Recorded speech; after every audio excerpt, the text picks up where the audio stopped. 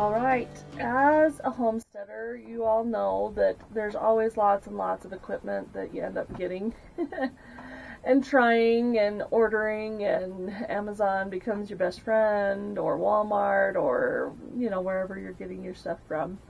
So we have one goat that we've been milking regularly, and since we got her in March.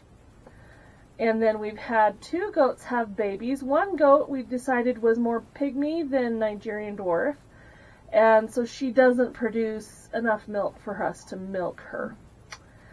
So she's actually going to become, unless she gets adopted here within the next few weeks, she's probably going to become meat this fall, and we will be trying goat meat. So any of you that are interested in that, we will be doing some videos about harvesting goats.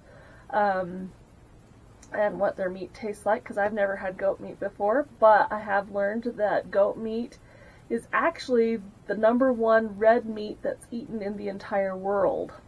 It's just not something that gets eaten a lot here in America. So I'm excited to try it. I've heard good things, I've heard bad things. It sounds like it's one of those things that's either love or hate. Maybe it's something that I just need to make sure I spice it right.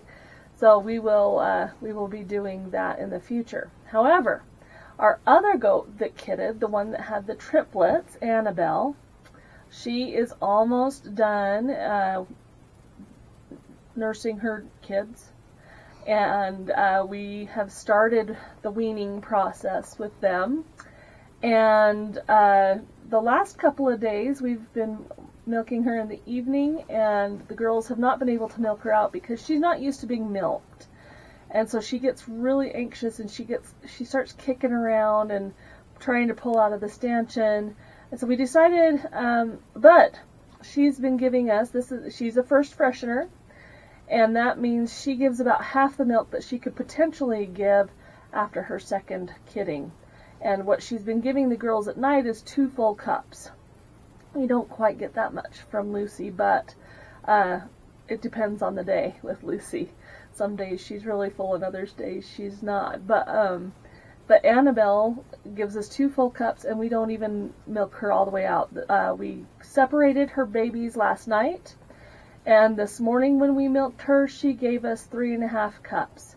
But we did put her on the hand pump milker for that 3.5 cups, and we know that we weren't done milking her even then. So she actually may be giving us half a gallon of milk a day once we start milking her regularly, both morning and night. However, because she does kick, because she doesn't want to do it, we decided to invest in an electric milker, so that 1, we don't have to sit and pump to get that action, and 2, so that we aren't killing our wrists and our hands from all the milking we'd have to do to get all that milk that she's got. This morning, it was the first time I'd seen her utter full, and it was huge. So I'm going to make sure I get some pictures of that. Hopefully I'll be able to post that here in this video. So I'll get some pictures and post it in this video and let you see it. But anyway, so we are going to unbox the milker that I got. Now, it's not a name brand milker. It did come from Walmart. The company name on Walmart that it came from was Mapotad.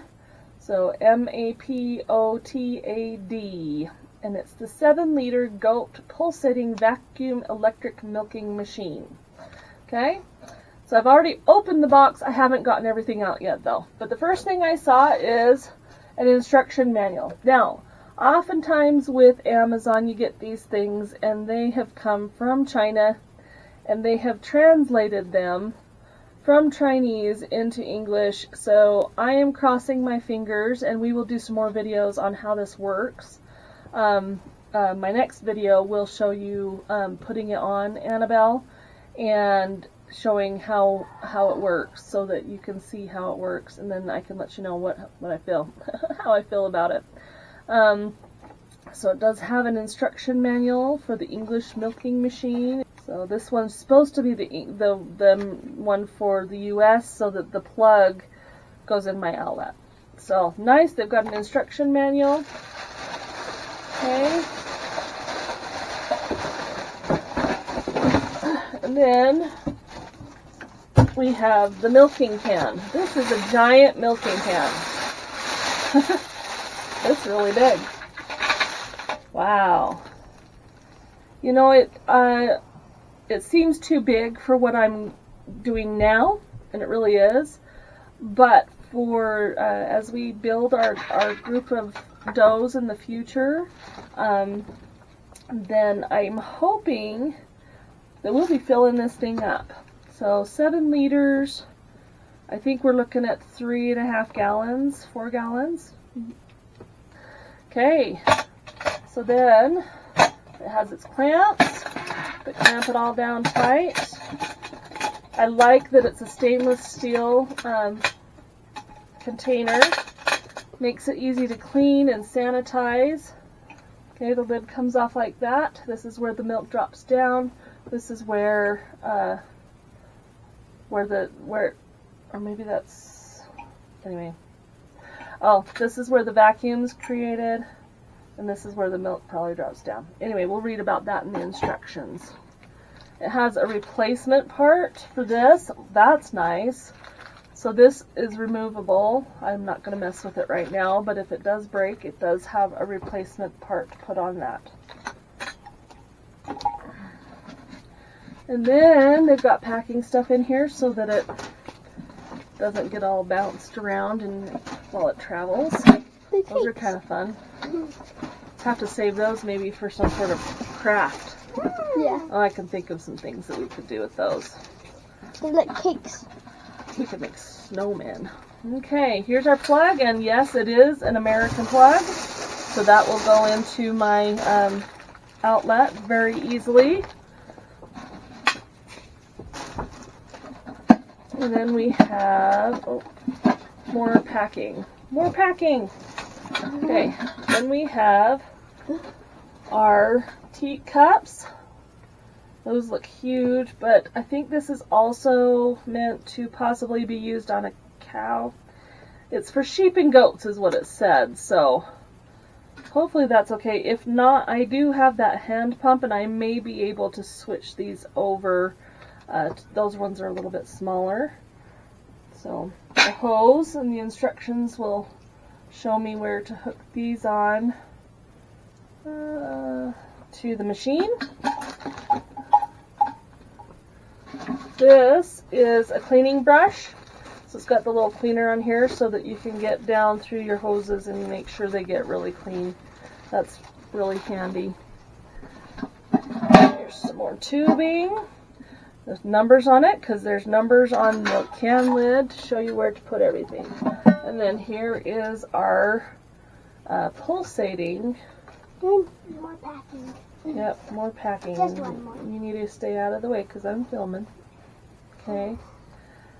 So it's kind of dusty. This was something that I did hear people say when they got their canners, that like this part was really scuffed up, and honestly, I'm seeing the same thing where I've got scuffs here and there's scuffs all in the bottom.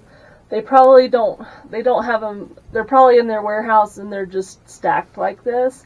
So it's not gonna. It shouldn't cause any problem with how the unit works, but it's one of those things where make it so it doesn't get all scuffed up like that. And then here is a bigger brush for cleaning out the teat cups. So that's awesome too. My hand pump one didn't have any of that, and so it's like, okay, am I getting it clean? I hope I am. I'm running hot water through it and that kind of stuff. So anyway, and then you have the great big can. So we'll get this all washed out.